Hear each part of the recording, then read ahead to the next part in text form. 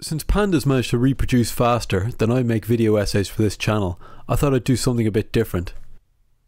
I'm going to sift through the film industry news once a week and let you know who's doing what, who's making what, and what you might want to know about them. Then I'll tell you about the films and TV that are coming out or in the works, paying most attention to the stuff that looks good, or maybe good, or at least different, or looks so awful you wonder how some people in the industry actually get paid to have these ideas. And since I imagine it's mostly filmmakers and people with a real interest in filmmaking watching this, I'll run through the best film interviews, resources, and general filmmaking related good stuff that I've found that week.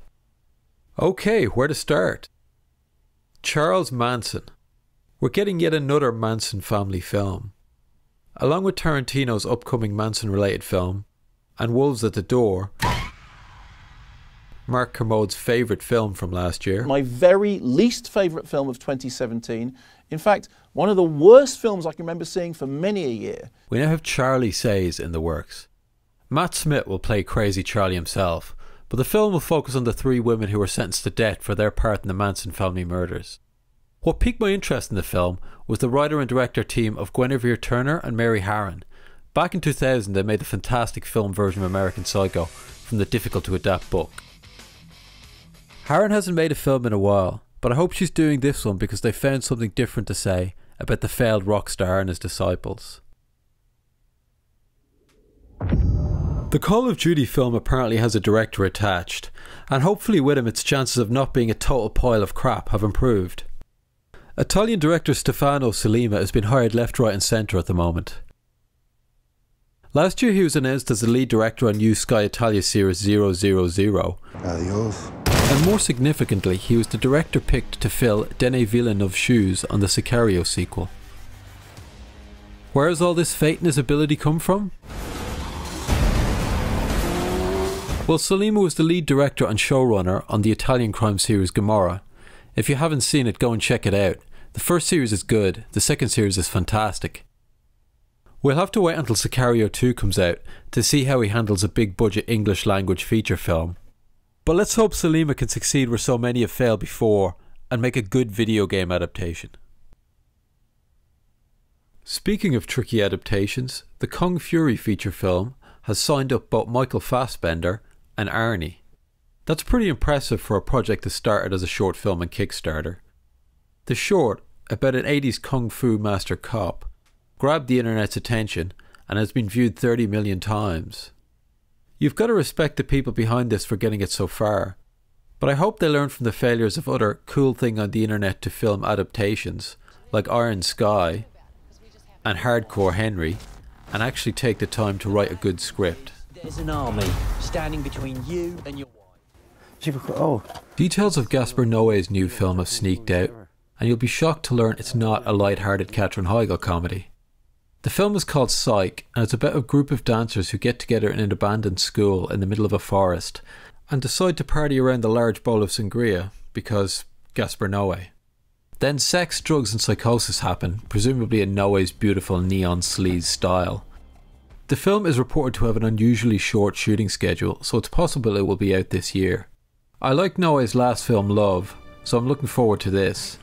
That film is on Netflix, so you can go and check it out. But be warned, it's probably not one to watch over a cup of tea with grandma. Moving on, the last few weeks have given us a look at some interesting new films and TV. I'm scared. I'm terrified. How would you feel about recording everything in your relationship, including the sex? Then after the relationship falls apart, getting together to recreate some of the dramatic moments. Then letting your ex cut it all together into a documentary. That's the story behind Flames, the new doc from Zeffrey Trowell and Josephine Decker. Unsurprisingly, both are filmmakers and artists used to bring a lot of themselves to their work. Always gonna be this difficult. As I get older, I'll be more of a dick. The film looks like an interesting look into a relationship burning up, and anything where people are prepared to go that far to make something worthwhile has to be at least worth checking out. The film is on iTunes and such places now. There's some more forms you need to fill out. Steven Soderbergh's iPhone movie Unsane is getting mixed reviews out of its Berlin Film Festival screenings. It works for some people, others are saying it pushes the crazy too far. Either way, I'm really excited to see what someone with as good a visual sense as Soderbergh does with the iPhone. It feels like Lucky Logan only came out 5 minutes ago. The only guy who knows about blowing up bank vaults is Joe Bang. And Soderbergh already has a TV series, Mosaic. Hi, Eric. What was it about Olivia that drew these men to her, these rubes? And this film in the can. Unsane looks like it has the sort of pulpy B-movie air that made Side Effects so good. It'll be released towards the end of March. I'm looking forward to it, and I hope Soderbergh includes a nice long making of on the Blu-ray. What was the last really good role Al Pacino played? We can argue about it, but it's safe to say no aspiring actors are rushing to do a Pacino monologue from Danny Collins in acting class. Hopefully some of the old Pacino is back in Paterno. The HBO film is about a sexual abuse scandal in a US college football team. It's directed by Barry Levinson, who put in a solid telling of the Bernie Madoff story in The Wizard of Lies, also for HBO last year. These HBO movies tend towards the middle of the road, but this is the added draw of Pacino. He looks great in the trailer and seems to be keeping a lid on the Pacinoisms that have sometimes overpowered his more recent performances. Cause she got a great ass! And you got your head all the way up it! Riley Keough plays the reporter chasing the story. You're the only reporter who's followed this thing. She's been hammering out great performances for the last few years, most recently in the first season of The Girlfriend Experience. Do you mean all your clients online? That's not something that I want to make into a career. Paterno is on HBO on the 7th of April.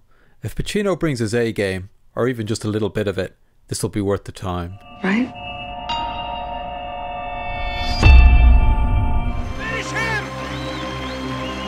Do you remember when you were watching the end of The Karate Kid, and you said to yourself, hey, wouldn't it be cool if these two came back to face off again 30 years later, when they're old and well past prime fighting age?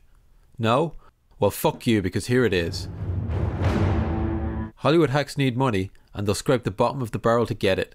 In this YouTube Red series, The Karate Kid and the kid he fought come back into conflict again because, oh, who cares? If you're a filmmaker, or just particularly into films, here are the best things about film I've come across in the last week. Remember Brendan Fraser? He was a huge movie star in the 90s and a genuinely good actor in films like Gods and Monsters. Then he was gone. GQ explains where he went and why he's back. Framestore have posted a video breaking down the fantastic VFX work they did in Blade Runner. Have you noticed how prevalent the jump cut is on YouTube now? I came across this great video by folding ideas on how YouTubers are using it. Consider me subscribed. The Guardian has a long interview with Lynne Ramsey covering her walking off Jane Got a Gun one day before filming was due to begin, and her comeback where you were never really here. This guy is crowdfunding the distribution of his movie. I have no idea if it's any good, but I do like the little videos he's making for his campaign. I created a Motion Selfie entirely as a crew of one. What happens when the audience don't like your film at its test screenings? Alex Garland talks about his experience with Annihilation. And to end on a negative note, the Berlin Film Festival has announced its winner, and Peter Bradshaw at The Guardian isn't happy, with the choice or with the festival. Thanks for watching. This episode was sort of a test to see how I put these together, and if people like them. So if you want to see this on a regular basis, please like, subscribe, and let me know in the comments.